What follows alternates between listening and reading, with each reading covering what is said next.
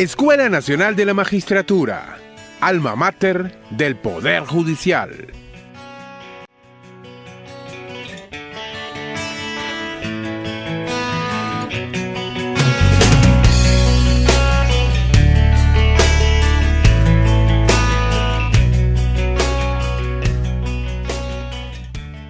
Con el permiso de ustedes, voy a proceder a quitarme la herramienta esencial en estos días, el tapabocas.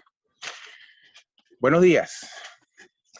En nombre del magistrado presidente del Tribunal Supremo de Justicia y presidente también de la Sala de Casación Penal, el doctor Michael José Moreno Pérez, y también la doctora María Carolina Amelias Villarroel, magistrada segunda vicepresidenta del Tribunal Supremo de Justicia y presidenta de la Sala Político-Administrativa del TCJ, como también el doctor Guillermo Blanco Vázquez, magistrado vicepresidente de la Sala de Casación Civil del Tribunal Supremo de Justicia, y también director general de la Escuela Nacional de la Magistratura, y el licenciado Domingo Medina Gutiérrez, director general también de la Escuela Nacional de la Magistratura. Le damos la más cordial bienvenida a esta tercera videoconferencia.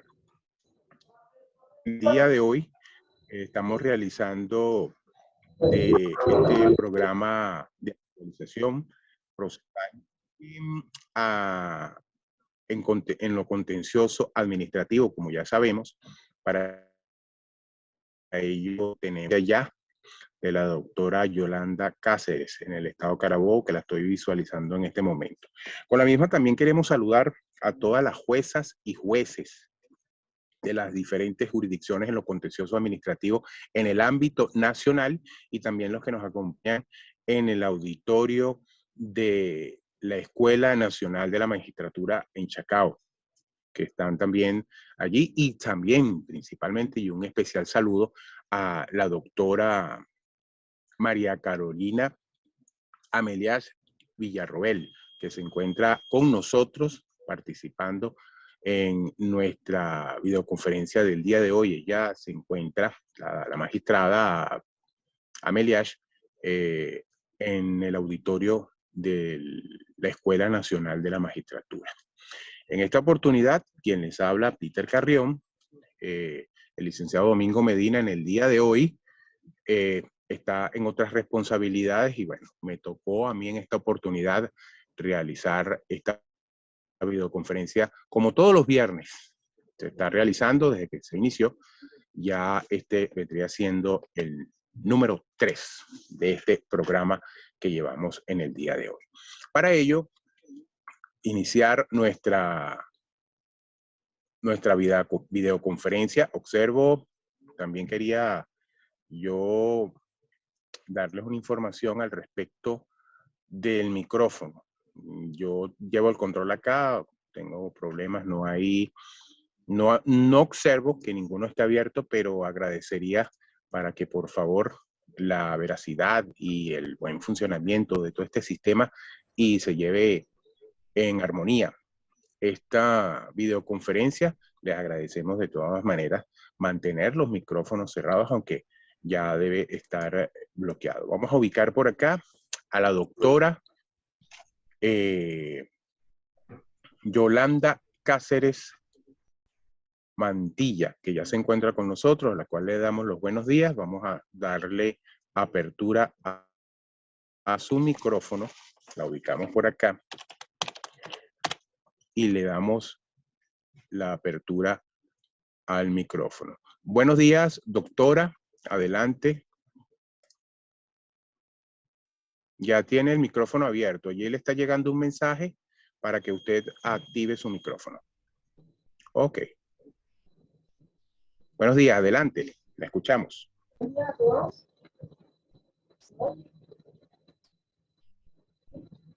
Puede hablar, la estamos escuchando. Estamos esquematizadamente todos los procesos, por favor.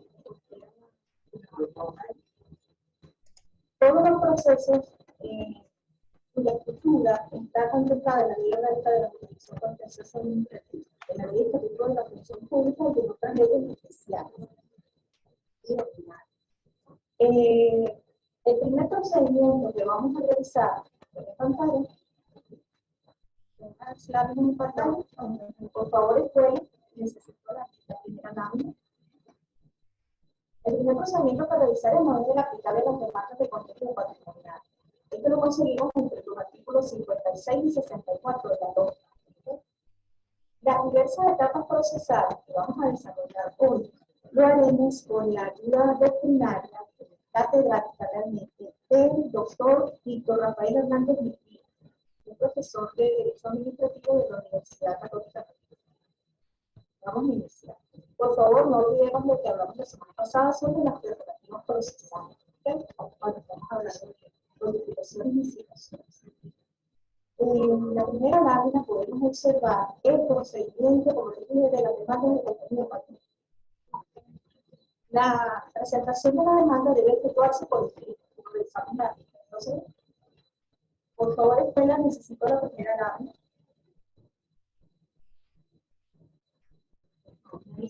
Ahora sí, ok, gracias. Ok, les decía que la presentación de la demanda debe efectuarse por escrito ante los órganos jurisdiccionales competentes por la cuantía según establece la ley. El escrito nivelar tiene que contener los requisitos que revisamos la semana pasada, ¿okay? Y ya previamente ustedes han verificado los causales de inadmisibilidad. En este proceso se establece la realización de una audiencia preliminar. Debe efectuarse el 10º día del plazo siguiente. ¿Okay? El debate en este acto procesal se centra con la finalidad de sanear el proceso de cualquier aspecto procesal que pueda ir por aquí. Adicionalmente, en virtud de las facultades para instar a las partes, a una resolución de controversia de actos de la proposición procesal, el objeto principal de esta audiencia también es instar a las partes a una conciliación. De no ser posible la conciliación, el tribunal queda facultado para darle curso a la siguiente fase procesal. Es muy importante que todo lo que se realice en esa audiencia, bien sea a instancia de parte o por oficio del tribunal, quede contemplado en acta. La ley orgánica de la jurisdicción dispone que si el demandante no comparece a la audiencia preliminar, quedará desistido el proceso y por tanto excluirá la instancia. Sin embargo, no prevé ninguna consecuencia jurídica para la falta de, la incomparecencia de la parte demandada. Una vez que finaliza la audiencia preliminar y que se ha determinado el objeto de la controversia, la parte demandada deberá dar contestación dentro de los próximos 10 días de despacho. ¿Okay? Este lapso debe dejarse transcurrir por el principio de producibilidad de la instancia procesal. ¿Recuerden? Vamos a abrir un lapso, debe dejarse finalizado. El lapso probatorio se encuentra integrado en este proceso por 3 fases. El lapso de promoción, oposición, de admisión por parte del tribunal o inadmisión y el lapso de evacuación de pruebas. La promoción de los medios probatorios será mediante escrito que presentarán las partes. La oposición también será por escrito, ¿okay? Y debe efectuarse mediante auto expreso la admisión o la inadmisión de los medios probatorios, conforme a la naturaleza de cada medio. ¿Okay? Para ello deben aplicar el Código de Procedimiento Civil por disposición del artículo 31 de la Ley Orgánica de la Jurisdicción Contencioso Administrativo. La audiencia conclusiva, es el siguiente paso procesal, se pueden verificar en el esquema, se ha concebido para realizar una vez que ha finalizado el acto de evaluación de los medios probatorios, que fueron admitidos por el órgano jurisdiccional. La ley no dispone que sea de un día específico, ¿okay? Solo dice que el tribunal dentro de los 5 días del paso siguiente fijará la oportunidad para la celebración de la audiencia. En esta audiencia corresponde al juez como director del proceso indicarle a las partes cuál es el tiempo, dependiendo de la complejidad del asunto, cuál es el tiempo del que dispone para realizar sus alegatos. Igual al inicio de esta audiencia deberá indicarle a las partes cuál es el lapso de réplica y contrarréplica, cuál es el lapso de tiempo para empezar, quiero decir. ¿Okay? Una vez finalizada la audiencia conclusiva, el proceso entra en estado de sentencia. Deberá producirse dentro de los primeros 30 días continuos, si prorrogables, o puede ser diferido por un lapso igual con justificación. O sea, el auto en el cual se establece el diferimiento debe realizarse justificado. Por favor, escuela, la segunda lámina.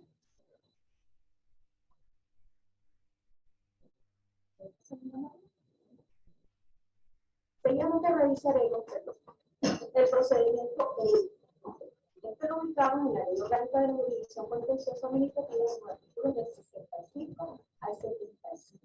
¿Okay? El legislador previó que para los casos de demanda de demora, omisión o mala prestación de servicio público, represión de afección o demanda contra vías médicas, debe aplicarse el procedimiento de En este caso, podemos decir que luego de la emitida de la demanda, el tribunal ordenará la citación del demandado y junto a la orden de comparecencia solicitará informes. Por favor, noten que el legislador de la Ley Orgánica de la Jurisdicción habla de 5 días hábiles. ¿Okay? Sin embargo, por favor, tomen nota. Por favor, tomen nota. Gracias. Tomen nota de la sentencia de la Sala Político-Administrativa número 01177 del 24 de noviembre de 2010. La Sala expresó que por el principio de uniformidad de los lazos procesales deberíamos computar 5 días de despacho. Una vez recibido este informe o transcurrido el término para su presentación, el tribunal convocará a la audiencia dentro de los 10 días de despacho siguientes. La audiencia se realizará oyendo a todas las partes, ¿verdad? Y ellos podrán presentar sus medidas. Si el demandante no asiste a la audiencia, en la misma consecuencia jurídica que la demanda patrimonial se considera decisiva. Salvo que alguno de los presentes en la sala señale que tiene interés en que se retire.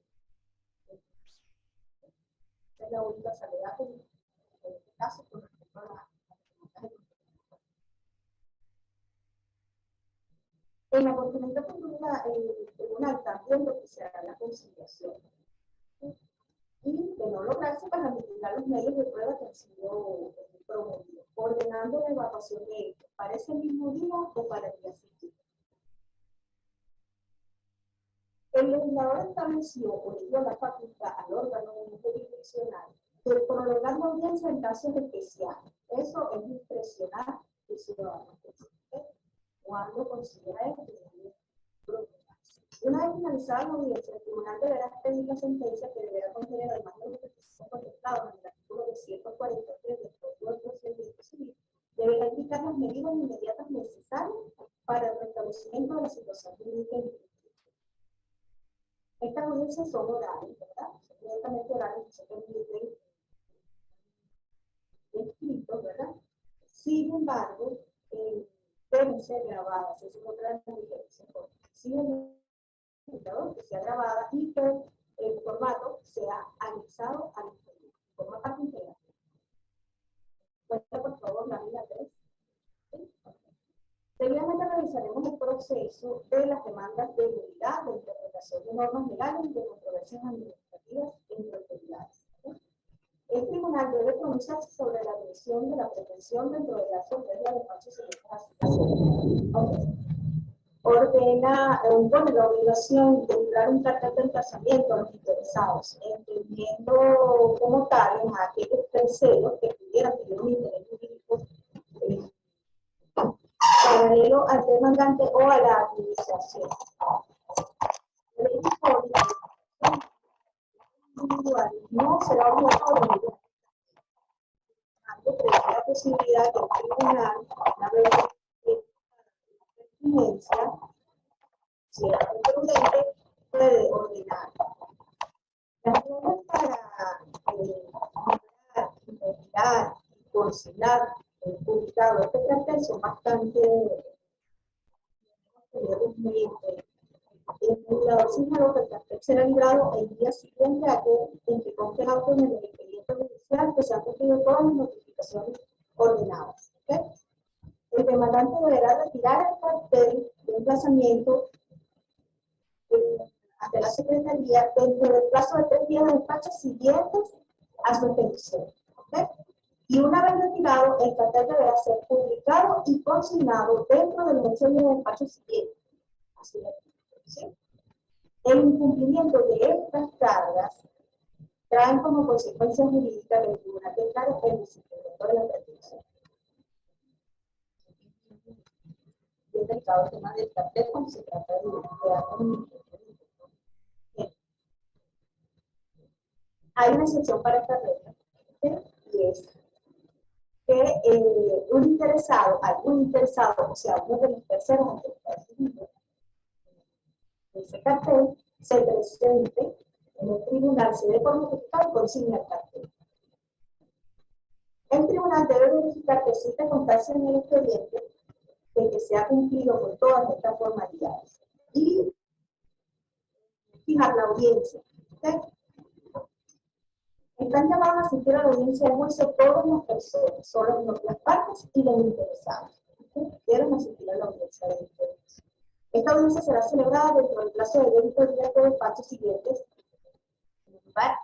la hora fijada por el tribunal. Si el demandante no comparece el día fijado para la realización de la audiencia, se considera desistido el proceso y, por supuesto, actividad de instancia.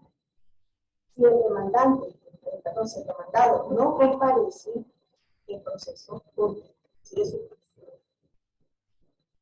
El juez como director del proceso debe iniciar en la audiencia, ¿verdad?, indicando a las partes cuáles van a ser las reglas, tal cual como en la anterior. En esta oportunidad, estando presente la parte en conflicto, puede también instar al factor de autocomposición procesal, a la resolución de controversia. Al igual que el tribunal debe de las cosas todo lo actual en la. Una vez promovidos los medios probatorios, decíamos el proceso probatorio, en la audiencia del juicio, esa es la oportunidad de presentar las partes subjuveniles. Podrán dentro de los 3 días siguientes expresar si conviene en algún hecho o se oponen a las pruebas que aparezcan manifiestamente legales y pertinentes. El órgano jurisdiccional dentro de los 3 días de despacho se deja la celebración de la audiencia de juicio, admitirá las pruebas que no sean manifiestamente legales. ¿Okay? El lapso de evacuación será de 10 días de despacho prorrogables por 10 días adicionales, siempre y cuando las pruebas promovidas requieran evaluación. Si no, el lapso de evacuación no será. La promoción o oposición de los medios probatorios será oralmente en la audiencia del juicio, o sea, no solamente traer el escrito de promoción de juicio. Tienen que ser promovidas. Les comentaba que después del lapso probatorio, después de la evacuación de pruebas o de la audiencia de juicio, si las pruebas promovidas no requieren evacuación, deben presentarse el escrito de informes. ¿Okay? Y luego el proceso entra en etapa de sentencia, ¿verdad? Esta sentencia deberá producirse dentro de los 30 días continuos siguientes, salvo que mediante automotivado el órgano jurisdiccional resuelva diferir su publicación. Escuela, por favor, me muestra la lámina 4. Es importante que la pantalla esté volteada para que ellos puedan ver la esquematización. Ellos. Ok, continuamos a desglosar el procedimiento para la tramitación de la querella funcionarial. Este está contemplado en los artículos 96 al 111 de la Ley Estatuto de la Función Pública. Bueno, admitida la querella, dentro de los 2 días de despacho siguiente, el tribunal solicitará el expediente administrativo al procurador o síndico o responsable, representante legal de un instituto autónomo, nacional, estatal o municipal, En esa misma oportunidad, el tribunal combinará a la parte accionada a dar contestación a la querella dentro del plazo de 15 días de despacho a partir de su citación, la cual podrá tener lugar por oficio, con aviso de recibo o por correo certificado, señala la norma. Por favor, allí recuerden aplicar las prerrogativas procesales. Primero que nada, ya más adelante en el día de hoy hablaremos sobre el cómputo de los lapsos. ¿Okay? A la contestación de la querella se le aplican las mismas disposiciones previstas para la querella. ¿Okay? Vencido el plazo de 15 días de despacho, ¿ya?, para la contestación, haya tenido o no lugar la misma, el tribunal tendrá 5 días para fijar dentro de ese lapso el lugar, la oportunidad específicamente de la audiencia preliminar, ¿verdad? En la audiencia preliminar, el juez instará a las partes a la conciliación, igualmente. La importancia de esta audiencia, adicionalmente, es saber si las partes van a aperturar o no el laxo probatorio. Recuerden que no es un laxo que se apertura o pelegui, sino a instancia de partes. ¿Okay? Y aprovecha a ambas partes, tanto al que la solicitó como al que no. ¿Okay? Si se produce conciliación, se da por concluido el proceso. ¿Okay? Las partes dentro de los 5 días de despacho siguientes a la audiencia preliminar, ¿verdad? Promoverán los medios probatorios. Allí aplicamos igual el Código de Procedimiento Civil, ¿okay? Supletoriamente, por disposición de la propia norma. La evacuación de las pruebas tendrá lugar dentro de los 10 días de despacho siguientes al vencimiento del lapso previsto en el artículo anterior, señala la norma, más el término de distancia para que las pruebas que hayan de evacuarse fuera de la sede del tribunal, el cual se calculará a razón de un día por cada 200 kilómetros o fracción, pero que no excederán de 10 días consecutivos, señala el artículo 106 de la Ley Estatuto de la Función Pública específicamente. ¿Okay? Vencido el lapso probatorio, el juez fijará uno de los 5 días de despacho siguientes para que tenga lugar la audiencia definitiva. En esta audiencia, el ciudadano juez deberá dictar el dispositivo del fallo, ¿okay? Salvo que por la complejidad del asunto se reserve 5 días para dictar. ¿Okay? El juez, dentro de los 10 días de despacho siguientes al vencimiento del lapso previsto en el único aparte del artículo anterior, señala el artículo 108, dictará sentencia escrita sin narrativas y menos aún sin transcripciones de actas, documentos y demás actos de proceso o citas doctrinales, precisando en forma clara, breve y concisa los extremos de la litis. ¿Okay? Tenemos que el artículo 110 nos señala el lapso de apelación. Dice que contra las decisiones dictadas por los jueces o juezas superiores con competencia para conocer el recurso contencioso administrativo funcionarial podrá interponerse apelación en el término de 5 días de despacho, contados a partir de cuando se consigne el escrito de la decisión definitiva. Allí, por favor, recuerden nuevamente las prerrogativas procesales, ¿okay? A los fines de que inicie ese cómputo. Escuela, por favor, me muestra la lámina 5. ¿Tenemos los procedimientos en segunda instancia? Ok. Debemos tener claro que los juzgados superiores estadales son competentes para conocer en alzada de las demandas por habeas data, ¿okay? Y las demandas por demora, omisión o deficiente prestación de los servicios públicos. Por favor, tomen muy en cuenta que el procedimiento de segunda instancia para los procesos de habeas data se encuentra contemplado en el artículo 174 de la Ley Orgánica del Tribunal Supremo de Justicia. ¿Okay? Para los demás procesos, se ventilará por la Ley Orgánica de la Jurisdicción Contencioso Administrativa en sus artículos del 87 al 94. Ok.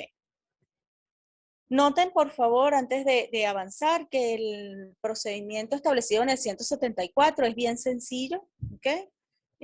Señala que luego de recibido el expediente, las partes cuentan con 5 días de despacho para presentar sus informes, ambas partes, ¿ok? Concluido este lapso, el juez superior decidirá la apelación dentro de los 30 días continuos siguientes, ¿ok? Esta decisión no será objeto de casación, señala el legislador en esa norma. Ok, continuamos entonces con el proceso en segunda instancia establecido en la Ley Orgánica de la Jurisdicción Contencioso Administrativa. Señala que el Tribunal de Alzada, al recibir el expediente, debe dejar constancia de tal actuación. ¿Okay?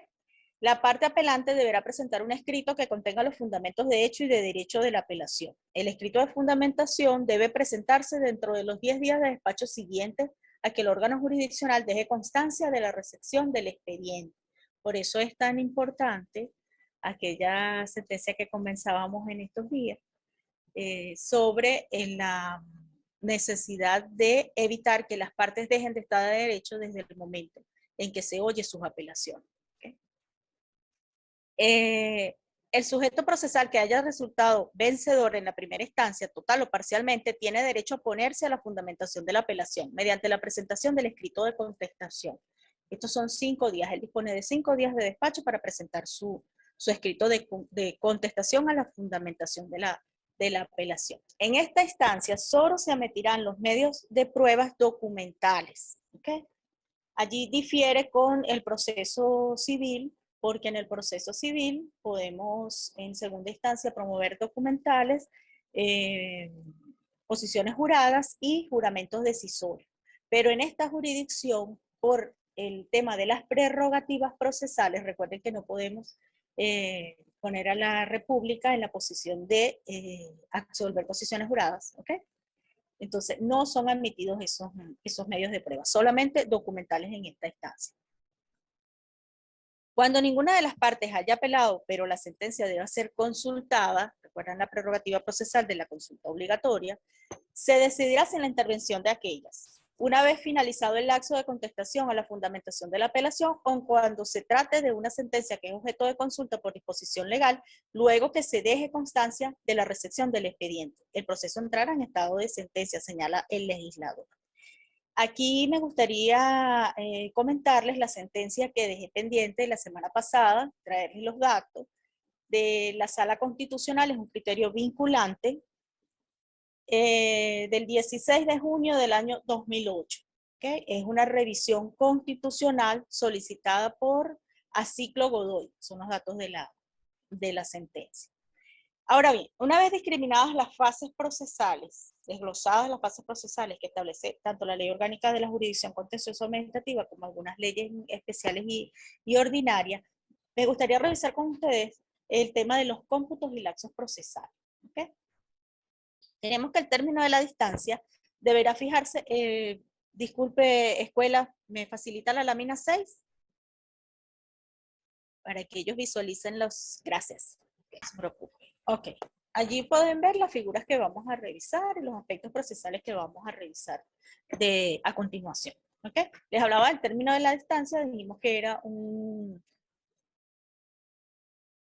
lapso que fija el juez, tomando en cuenta la distancia entre poblado y las dificultades de comunicación de las vías, me refiero. ¿Ok? El legislador señala que no puede ser de un día por cada 200 kilómetros, ni ser menor de un día por cada 100. ¿Okay? En relación al cómputo del lapso, del término de la distancia, el artículo 344 del Código de Procedimiento Civil señala: el término de la distancia se computará primero, es decir, debe computarse antes del inicio del lapso procesal de que se trate. ¿Okay? Esto es bien, bien importante, señores, alguaciles sobre todo. Es bien importante porque no es lo mismo consignar todas las notificaciones un día viernes, el lapso de término de la distancia, el término de la distancia puede ser computado un sábados y domingos, ¿cierto? ¿Okay? Entonces, es así como se computa por disposición del 344 del Código de Procedimiento Civil.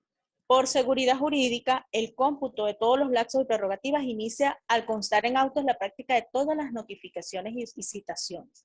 ¿Okay? Entonces la fórmula sería, primero término de la distancia, luego la prerrogativa procesal de la que trate, ¿okay? Dependiendo de lo que están notificando, y posteriormente el lapso al que corresponde, llámese contestación, llámese apelación o oposición. ¿Okay? Ahora tocaremos someramente algunos aspectos procesales que pueden presentarse durante el íter procesal de una causa en esta jurisdicción especial. Por ejemplo, me gustaría conversarles sobre el abocamiento. ¿Okay? Recordemos que la figura del abocamiento procede cuando ha cambiado el titular de un despacho. ¿Okay? Bien sea por un nombramiento de un nuevo titular, por suplencia, etc. O cuando el expediente se remite a otro tribunal y ha pasado mucho tiempo, la causa se ha paralizado. ¿Okay? Entendiendo con esto que ya las partes no están a derecho. No olvidemos que esta jurisdicción especial tiene sus propias reglas para el trámite de las inhibiciones y recusaciones. Los conseguimos entre los artículos 42 al 55 de la LOSCA. ¿Okay? La Sala Constitucional en sentencia número, por favor, tomen nota, 716 del 31 de mayo del 2012.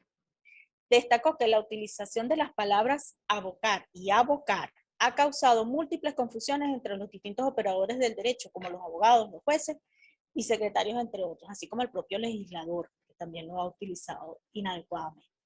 En esta decisión, por eso les recomiendo por favor que la estudien, la máxima intérprete pretendió dejar claro dentro de la curia jurídica que el modo correcto de utilización de estas palabras, indicando que cuando hablamos de abocar, estamos hablando de conocer, de entrar a conocer la causa. ¿Okay? Es lo que debe hacer un juez que está llegando a conocer de la causa. Mientras que cuando se refiere a abocar, se entenderá como reclamar la causa, o sea, cuando el superior exige a un tribunal de inferior jerarquía que le entregue el proceso. ¿Ok? A este mismo respecto, la Sala de Casación Civil en sentencia número 0036 del 24 de enero del 2002 estableció las siguientes reglas y la voy a leer textualmente.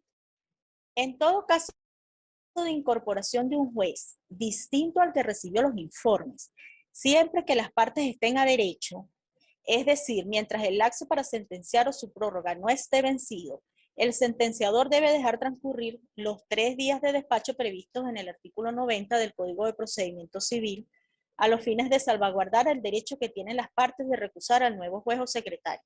De no respetar este lapso, estaría violando el mencionado artículo 90 del Código de Procedimiento Civil a través del menoscabo del derecho a la defensa. Si es el caso que las partes no están a derecho, por efecto del vencimiento del lapso para sentenciar o su prórroga, el nuevo juez que se incorporó para decidir la causa deberá notificar a las partes de la continuación del procedimiento de conformidad con los artículos 14 y 233 del Código de Procedimiento Civil por encontrarse paralizado. Por favor, recuerden que esta sentencia fue dictada en el 2002, o sea, no existía la Ley Orgánica de la Jurisdicción Contencioso Administrativa, que como ya señalamos, establece sus propias reglas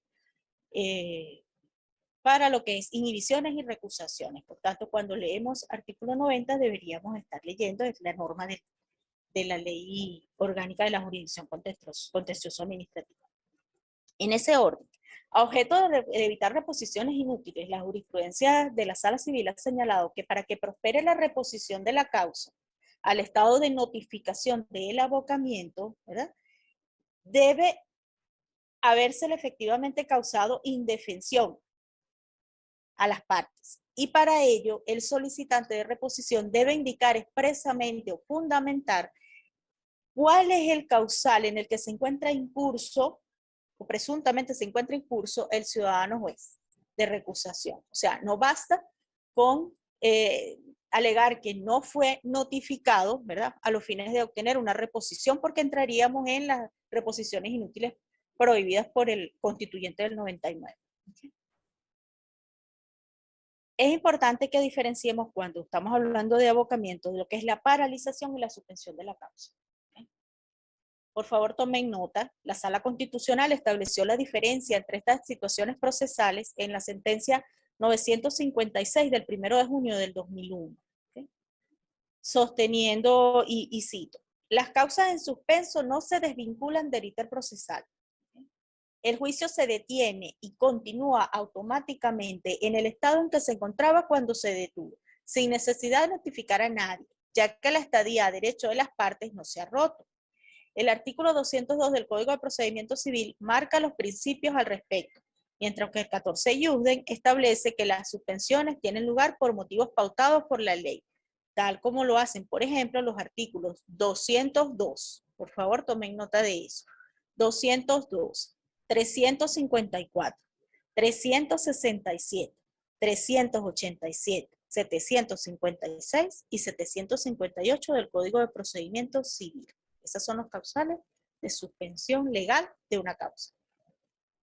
Para que exista paralización es necesario que ni las partes ni el tribunal actúen en sus oportunidades señaladas por la ley. por lo que en esta inactividad de los sujetos procesales rompe la estadía a derecho de las partes, las desvincula. Y por ello, si el proceso se va a reanudar y comienza en el siguiente estadio procesal a aquel donde ocurrió la inactividad colectiva, habrá que notificar a los litigantes de tal reanudación. ¿Okay? Habrá que reconstituir a derecho a las partes, tal como lo previó el artículo 14 del Código de Procedimiento Civil. ¿Okay?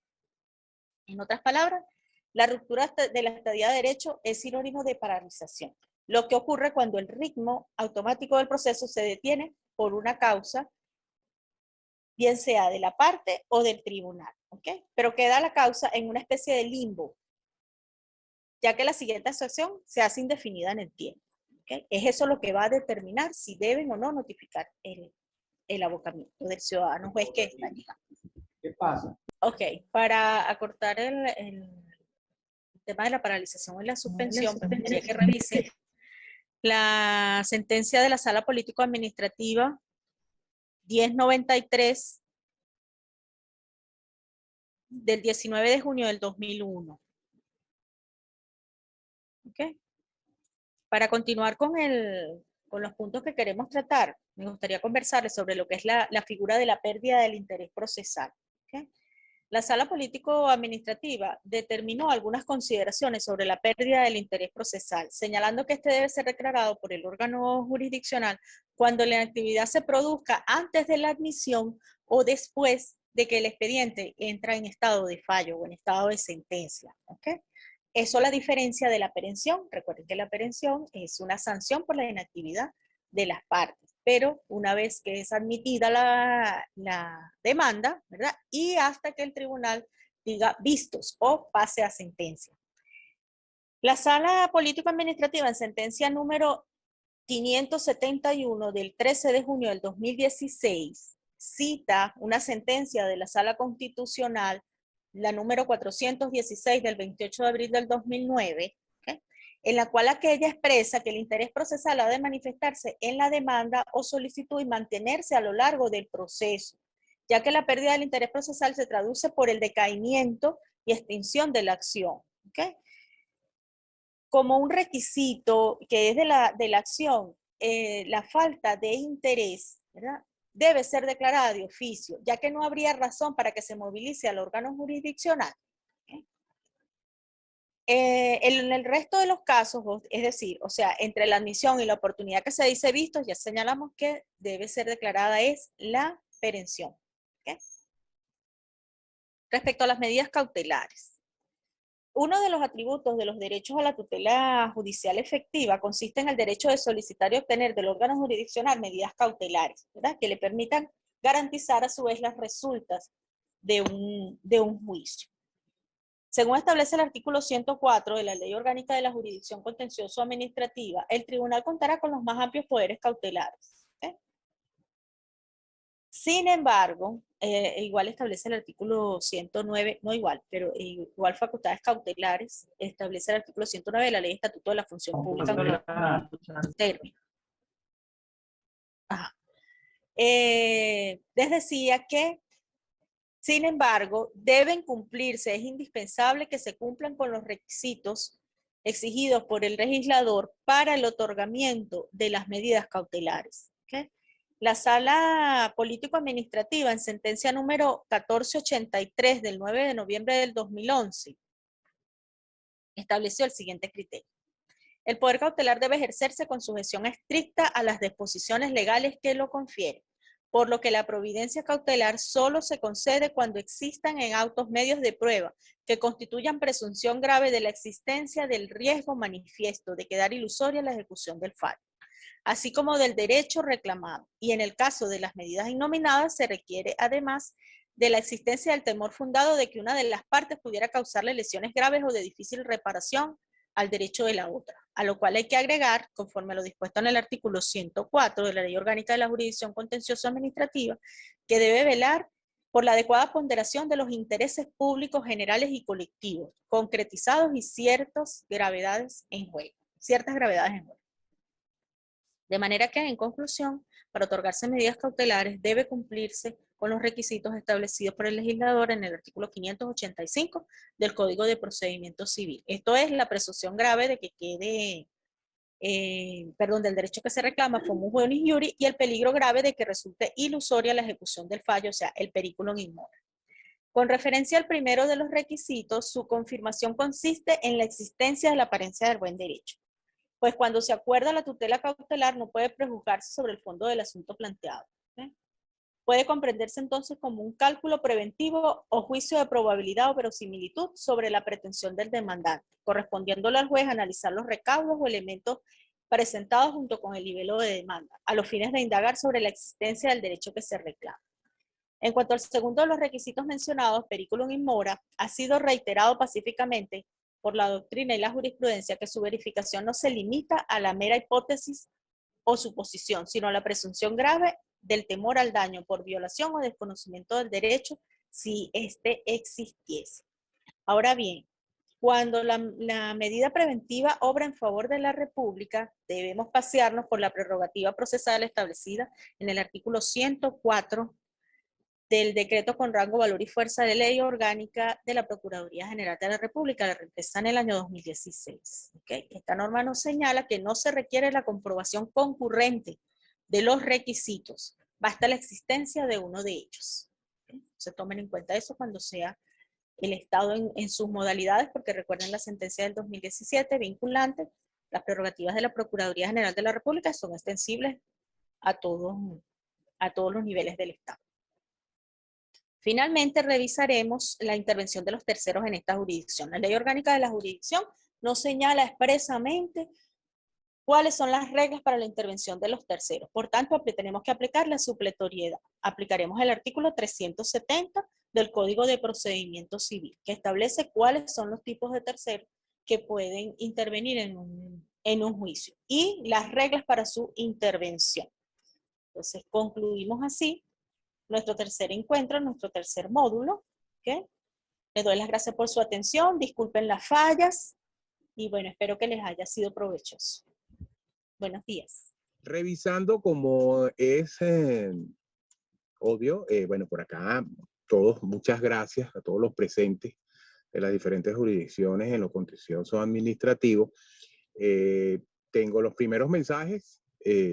Ya sabrán cuáles son los mensajes. Buenos días, hay distorsión, no se escucha bien, tenemos problemas, no se escucha, pero vamos a ir bajando acá, que por aquí vi un comentario, vi una amplia, a ver, aquí dicen, desde la sede de Guanare, Portuguesa.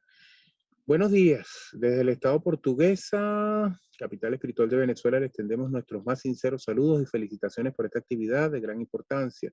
Desde el Juzgado Superior Contencioso Administrativo de Portuguesa tenemos la siguiente pregunta. Vamos a buscarlo por acá, ya que no la formuló en el mismo texto. Y nos dicen por acá, doctora, fíjese, en los casos de la demanda de nulidad, conforme al artículo 84 de la Ley Orgánica de la Jurisdicción Contencioso Administrativa, en lo que respecta al lapso probatorio, hay una inquietud que siempre se presenta, el lapso de oposición, admisión y presentación de escritos de informe. Corren los tres lapsos de forma paralela en caso que las pruebas promovidas no requieran evacuación. Por ejemplo, sean solo documentales. Dígame si... No. Se la vuelvo a repetir. Déjeme ubicarme. Sí, por favor. Repítame la parte final, donde consideran que corren juntos. ¿Por qué? ¿Por qué? O sea, para saber dónde está la distorsión del que están haciendo respecto al 84. ¿Me oye? Ok, sí. Bueno, fíjese, aquí dice, voy a leerlo nuevamente y voy a tratar de parafrasearlo. En los casos de la demanda de nulidad, conforme al artículo 84 de la Ley Orgánica de la Jurisdicción Contencioso Administrativa, en lo que respecta al lapso probatorio, hay una inquietud que siempre se presenta: el lapso de oposición, admisión y presentación de escritos de informe. Ujú. Entonces acá me dice, corren los 3 lapsos de forma paralela en caso de que las pruebas, o sea, parece que aquí es donde viene la pregunta, Ujú. corren los 3 lapsos de forma paralela en caso de que las pruebas promovidas no requieran evacuación. Entonces pone un ejemplo, por ejemplo, sean solo documentales, esa creo que es la interrogante ya al final. Ok, leamos entonces la norma, es lo que sugiere. Por ejemplo, dice, dentro de los 3 días de despacho siguientes a la celebración de la audiencia de juicio, dijimos que las partes deben promover sus pruebas en la audiencia de juicio, ¿cierto? El tribunal admitirá las pruebas que no sean manifiestamente ilegales. Ya me está diciendo que son dentro de los 3 días, ¿ok? Y manifestará cuáles, perdón, admitiendo las que no sean manifiestamente ilegales, impertinentes o inconducentes, y ordenará evacuar los medios que la requieren, para lo cual se dispondrá de 10 días de despacho prorrogables hasta por 10 días más. Si no se promueven pruebas o las que se promueven no requieren evacuación, dicho lapso no se abrirá. Dentro de los 3 días siguientes a la presentación de los escritos de pruebas, las partes podrán expresar si convienen en algún hecho o se oponen a las pruebas que aparezcan manifiestamente ilegales o impertinentes. Un comentario muy personal de Yolanda Cáceres. Pienso que aquí hubo una mala técnica legislativa, porque efectivamente el artículo está redactado de una manera bastante confusa. Sin embargo, si lo leemos detenidamente, comprendemos, y así lo hemos comprendido desde el 2010 para acá, ¿okay? Que el legislador le dio la oportunidad, una vez que las partes promovieron las pruebas en la audiencia de juicio, ¿verdad? Si yo leo la parte infine del artículo 84, me lleva al lapso de oposición, ¿ok? Entonces, por lógica jurídica, el tribunal debe dejar transcurrir los 3 días de oposición, ¿sí? Pronunciarse dentro de los 3 días siguientes al vencimiento de esos 3 días de oposición, ¿verdad? Y abrir el lapso de evacuación cuando corresponda. Esa es la interpretación que pacíficamente le hemos venido dando a la norma. Porque efectivamente, entiendo la confusión, está confusamente redactada. ¿Okay? Pero no es que corren juntos. Eso sería una lesión al derecho a la defensa. Bueno, Se lo agradezco. ya dada la respuesta a portuguesa, aquí dice, juicio de nulidad. En el caso de apelación sobre la admisión de una prueba de informes debidamente evacuada, ¿se puede dictar sentencia definitiva sin esperar las resultas de esta apelación? Okay. No puede dictar sentencia porque estaría lesionando el derecho a la defensa. Si la apelación versa sobre una prueba, justamente no sabemos si va a determinar esa prueba las resultas del juicio. No puede dictar sentencia, debe esperar a que lleguen las resultas. Distinto cuando la apelación versa sobre una medida. Por ejemplo, ¿okay? Puede subir, puede sentenciarse y conocer, en alzada conoce juntas las apelaciones. Pero en este caso, considero que no debe sentenciar porque estaría violentando el derecho a la defensa de la parte apelante de la prueba. Ok. Vamos a dar el micrófono abierto. Aquí logré por lo menos para no tener retroalimentación. Ok, ya pasamos estas 2 interrogantes que formula en la sede de Guanare y también nos coloca acá. La segunda pregunta es relativa a las querellas funcionariales. Okay. Cuando una de las partes intervinientes en el municipio, ¿qué prerrogativa hay que aplicarlo? Si el artículo 153 de la Ley Orgánica del Poder Público Municipal establece que deben ser notificados de toda sentencia interlocutoria y definitiva, y por su parte la Ley Orgánica de la Procuraduría General de la República, en su artículo 98, establece que se conceden 8 días hábiles para darse por notificado. Y por otra parte, en el artículo 94 de la referida ley establece 15 días hábiles para darse por consumada la citación. Y de ahí empieza a transcurrir el lapso que establece la ley del Estatuto de la Función Pública para dar contestación a la demanda. La pregunta es, ¿son aplicables esos artículos 94 y 98 al síndico procurador en cuanto a las notificaciones. ¿Sí? Sí, desde el 2017, con la sentencia dictada por la Sala Constitucional de la que les hablé la semana pasada, que tiene carácter vinculante, tiene publicación en Gaceta Oficial, les indiqué también la Gaceta, no lo tengo en este momento a la mano, caramba. Ok, les decía que desde el 2017, una vez que la Sala Constitucional dictó la sentencia con carácter vinculante, donde extendió las prerrogativas procesales de la Procuraduría General de la República a los estados, municipios y empresas en los cuales el Estado tuviese participación, sí deben contemplar las prerrogativas de la Ley Orgánica de la Procuraduría General de la República. ¿Okay? Hay sentencias reiteradas que señalan tanto de las Cortes Contencioso Administrativo como de la Sala Político, que señalan que en caso de procedimientos breves o querellas funcionariales, por ser procedimientos cuya naturaleza indicó el legislador que era expedito, ¿okay? A los fines de restablecer situaciones jurídicas de forma expedita, no prosperaban prerrogativas como la de los 45 días que establece la ley del Poder Público Municipal. ¿Okay? Por tanto, a raíz del 2017 les indicaba, sí deben otorgarle las prerrogativas de la Procuraduría General de la República a los síndicos municipales y a los procuradores de Estado estaduales. Ok, tenía mi micrófono cerrado. Ok, fíjese. Sí, por acá tenemos otras interrogantes que formulan. La doctora Marvis Maluenga. Ella tiene la interrogante acá, doctora. Dice, ¿pueden otorgarse medidas cautelares autónomas? Es decir, sin un juicio. Sí está contemplado, si mal no recuerdo, en la Ley de Protección a la Fauna, ¿ok?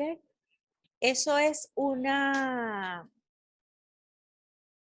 novedad, procesalmente hablando, porque la naturaleza de las medidas cautelares, recuerden que es instrumental, ¿ok? Se entiende que debe existir un proceso para poder dictar una medida cautelar o solicitar una medida cautelar en el caso del interesado. Sin embargo, en la Ley Orgánica de la Jurisdicción Contencioso Administrativa no está previsto. ¿Okay? No está previsto.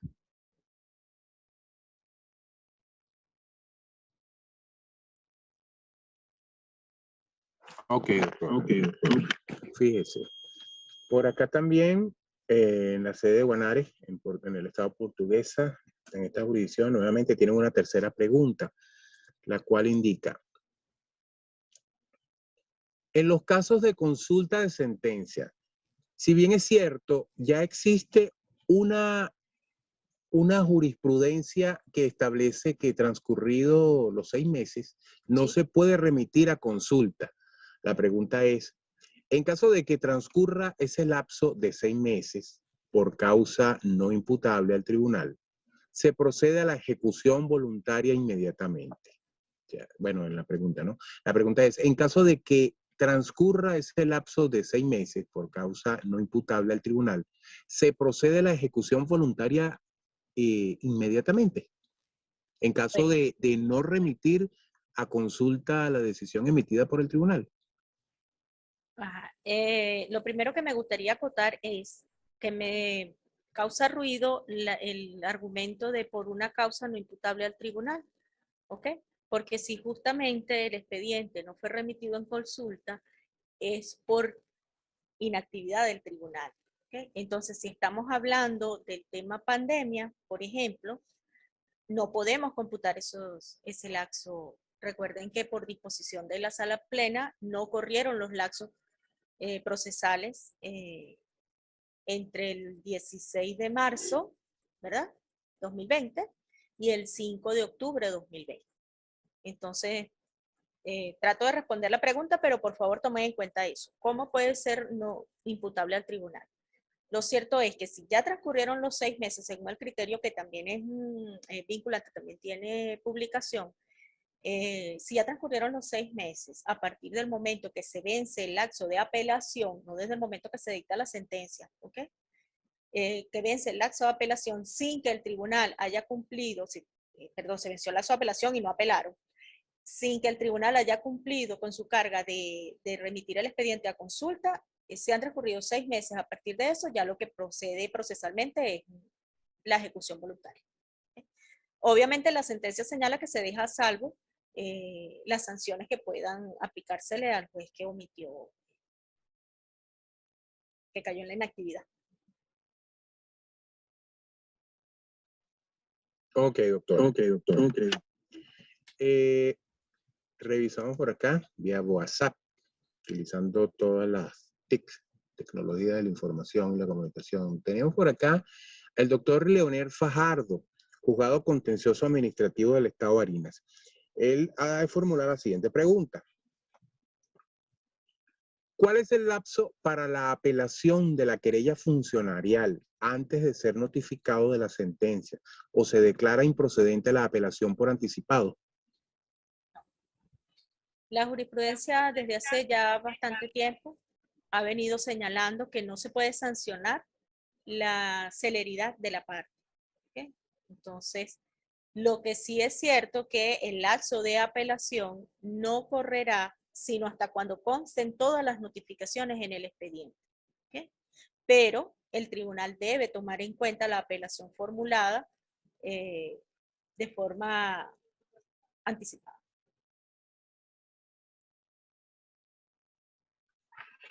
Ok, doctora. Gracias por su respuesta. Por acá nos escribe desde Falcón, Estado Falcón, la jurisdicción de Falcón. Buen día para todos y todas. Gracias por esta oportunidad de actualización. Si no es mucha molestia, doctora, ¿podría repetir lo manifestado en cuanto a la excepción en la emisión, retiro y publicación del cartel de emplazamiento? Pues fue cuando no se escuchó muy bien que teníamos la dificultad del audio. Les indicaba que es muy riguroso, muy rígido el proceso para esa emisión, retiro y consignación del cartel, y traía como consecuencia, o sea, su inobservancia traía como consecuencia que el tribunal declare desistido el proceso, ¿ok? La extinción de la instancia. Pero existe una salvedad, que un interesado, o sea, uno de esas personas a los que está dirigido el cartel, se presente y se dé por notificado y consigne el cartel. ¿Okay? Allí estaría obrando en favor del accionante. ¿Okay? O sea, no podría aplicarse la consecuencia jurídica del desistimiento, es lo que señaló el legislador. Ok, doctora. Y bueno, vamos a continuar por acá también, que nos digan quién hace la pregunta, ya que aquí dice Galaxy A20, no sabemos.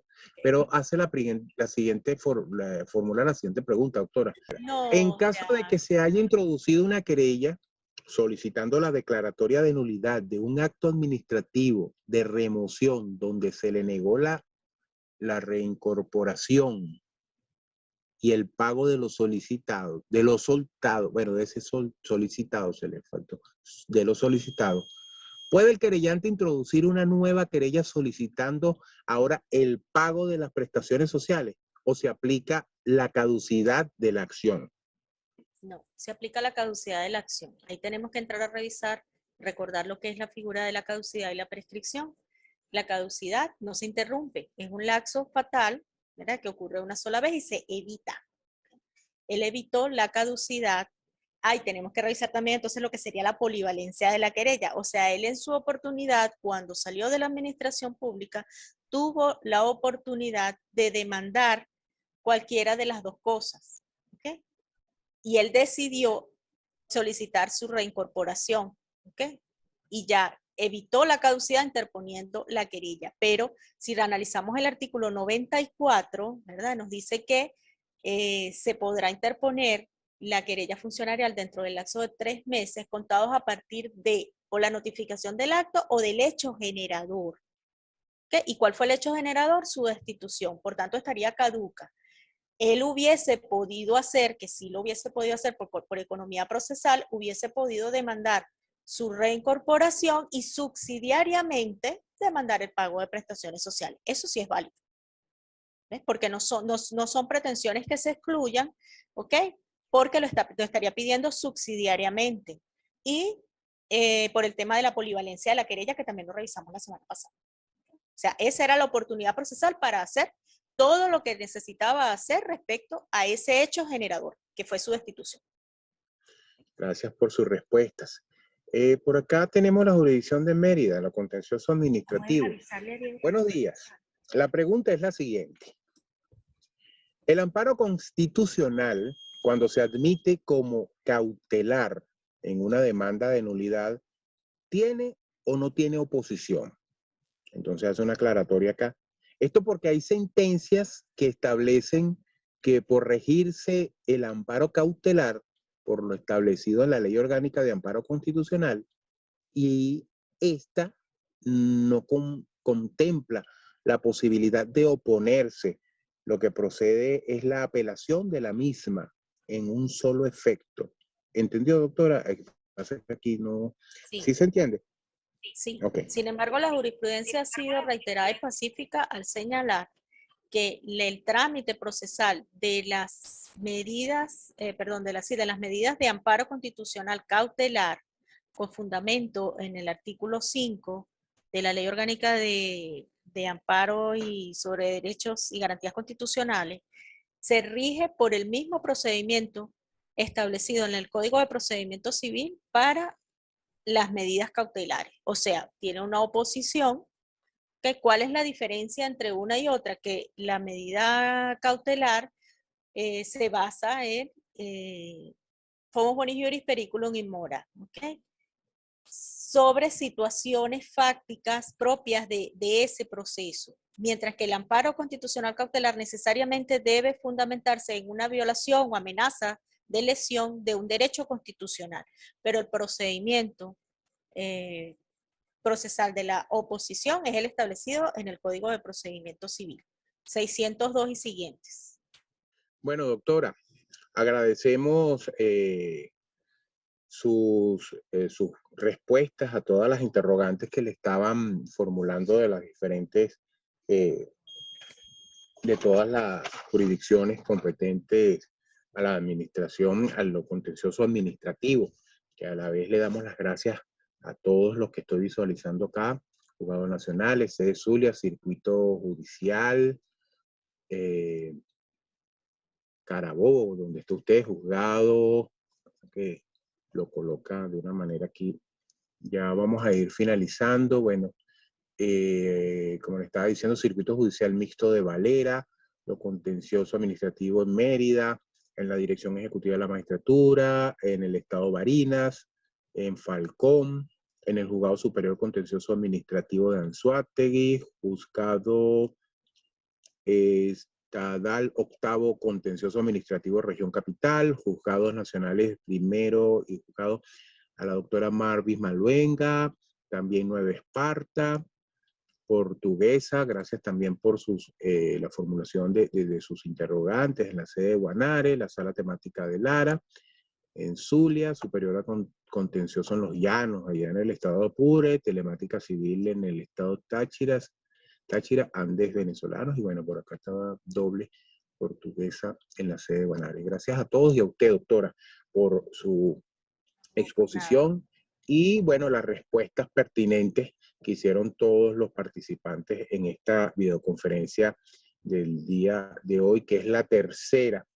Ya para el próximo viernes tendríamos la cuarta clase con respecto a esta actualización en materia de lo que es el contencioso administrativo. ¿Verdad? Bueno, agradecemos a la doctora Yolanda Cáceres Mantilla en el día de hoy por su exposición, ya será para la próxima semana. También queremos agradecer a la doctora María Carolina Ameliash Villarroel, segunda vicepresidenta del Tribunal Supremo de Justicia y también de la Sala de Política Administrativa del Tribunal Supremo de Justicia, por su presencia en el auditorio de la Escuela Nacional de la Magistratura. Ya para dar fin a esta videoconferencia, los invitamos a que sigan nuestras redes, como siempre, para más información al respecto de las próximas actividades. En este caso, ya sabemos que para el próximo viernes continúa este programa contencioso administrativo. Pueden seguirnos en nuestras redes, como es la Twitter, la más conocida, ENM-RBV. Son las iniciales de Escuela Nacional de la Magistratura, República Bolivariana de Venezuela. En Instagram, ENM Venezuela. También en el Facebook, Escuela Nacional de la Magistratura. Y en el portal YouTube hay 2 canales, pero el más utilizado para los videos es Revista Magistra. También está Escuela Nacional de la Magistratura. Entonces, la formalidad del protocolo para ir finalizando. En nombre del presidente del Tribunal Supremo de Justicia y presidente de la Sala de Casación Penal, doctor Michael José Moreno Pérez. También la doctora María Carolina Amelias Villarroel, magistrada segunda vicepresidenta del Tribunal Supremo de Justicia y presidenta de la Sala Político-Administrativa. Y también el doctor Guillermo Blanco Vázquez, magistrado vicepresidente de la Sala de Casación Civil del Tribunal Supremo de Justicia y director general de la Escuela Nacional de la Magistratura. Como también el licenciado Domingo Medina Gutiérrez, director general adjunto de la Escuela Nacional de la Magistratura. Le damos las gracias por su paciencia y, bueno, también que nos hizo la tecnología a tener algunas dificultades, pero resolvimos. Esperamos tenerlos nuevamente la próxima semana y finalizamos esta actividad por el día de hoy. Gracias a todos los participantes por haber estado presentes y consecuentes con estas actividades que les ofrece la Escuela Nacional de la Magistratura, porque somos la Escuela Nacional de la Magistratura, alma mater del Poder Judicial. Buenos días, hasta luego, gracias. Gracias, doctora. Gracias allá también en Chacao por el apoyo y todos los que estuvieron presentes. Buenos días.